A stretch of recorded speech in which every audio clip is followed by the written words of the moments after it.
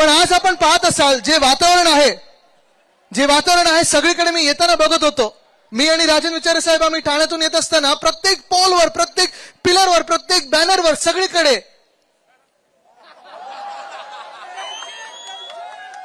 आणि आता नवीन एक पोस्ट सापडली आहे.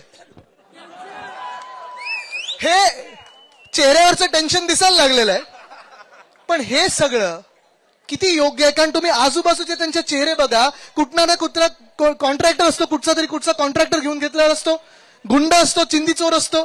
हे कॉन्ट्रॅक्टरना स्वतःचे होर्डिंग लावायला सांगतात, चिंदी चोरांना स्वतःचे होर्डिंग लावायला सांगतात, गुंडांना होर्डिंग लावायला सांगतात. पण हे होर्डिंगचे पैसे येतात कुठून, बॅनरचे पैसे येतात कुठून? कधीतरी ईडी त्यांच्या घरी जाणार आणि विचारणार आहे का? ईओडब्ल्यू त्यांच्या घरी जाणार आणि विचारणार का? महानगरपालिकेच्या आयुक्तांना आज विचारतोय, तुम्ही त्यांचे बॅनर उतरवणार आहात का? जरी ते घटनाबाह्य मुख्यमंत्री असले तरी तुम्ही त्यांचे बॅनर उतरवण्याची हिंमत दाखवणार आहात का?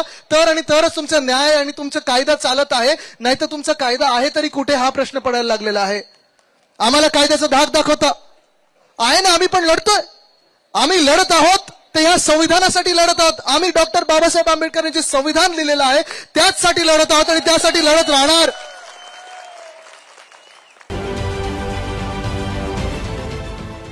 देश विदेशातील प्रत्येक घडामोडींचे लाईव्ह अपडेट मिळवण्यासाठी आता साम टीव्हीच्या सर्व सोशल मीडिया प्लॅटफॉर्मला लाईक, फॉलो आणि सबस्क्राईब करा. तसंच सर्व नोटिफिकेशनसाठी बेल आयकॉन प्रेस करायला विसरू नका.